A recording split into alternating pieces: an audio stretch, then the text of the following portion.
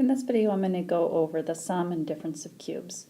So here's a basic one, x cubed minus 8. We see this is actually x cubed minus 2 cubed, where the first cubed item is x, and the second cubed item, we'll call that b, is the number 2. Now the formula for the difference of cubes is a minus b times a squared plus ab plus b cubed.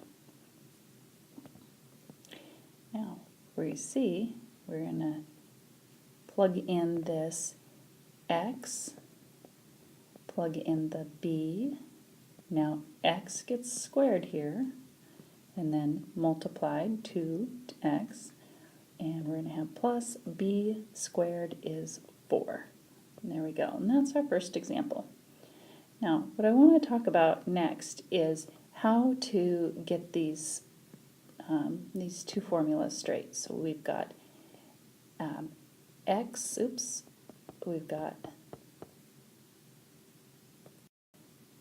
let's do one more example actually. We're going to do 8x cubed minus 27. Let's change it to a plus. So here, what we see is 2 times x cubed. So that is a is 2x.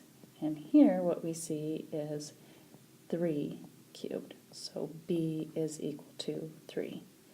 Now the factored form of the sum of cubes is a plus b times a squared. Now we're going to use a subtract ab plus b squared. So in this problem we've got 2x plus 3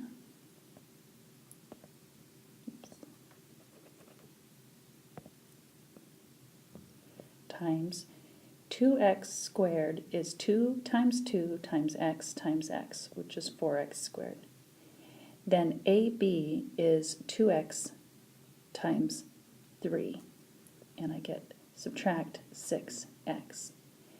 And the last term is b squared, which is 3 times 3, so that's 9.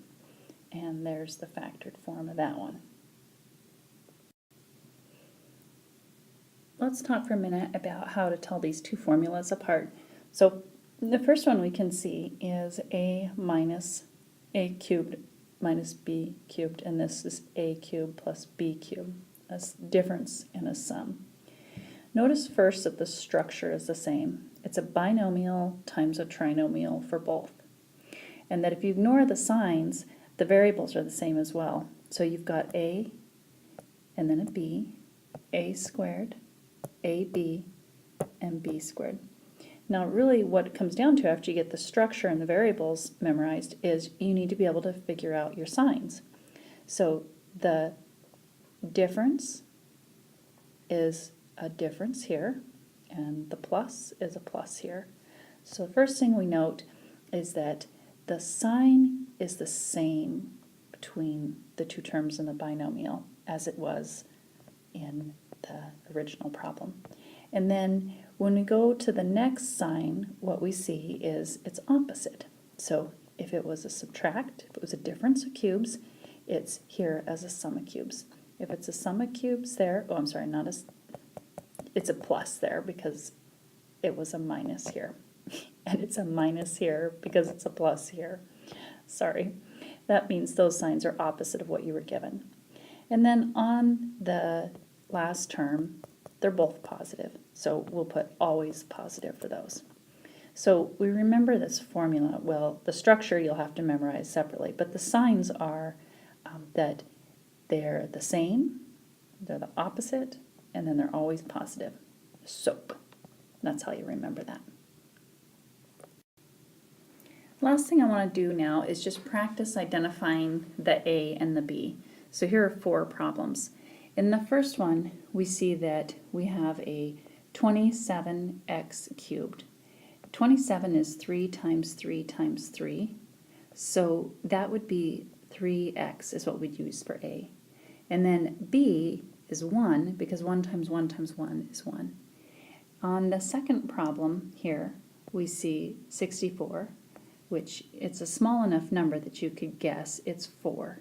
So, but again, we've picked up that x. So it's 4 times 4 times 4, x times x times x. And if you rearrange that, it would be 4x. And B, again, the number is small enough, and we just did a 27, is 3 times 3 times 3. Notice your signs don't matter here, because when you use the sum and difference of cube formulas, you're going to pick up the correct signs when you use that SOAP from the previous bit there. On the next one, A, again, the numbers are small enough, you should be able to guess and check. 5 times 5 times 5 is 125. Notice there's no variable. And then in this one, B is x times x times x. Now when you plug those into the formula, you can't reverse those. A is 5 and B is x. Okay, on the last one, we've thrown in 2 variables.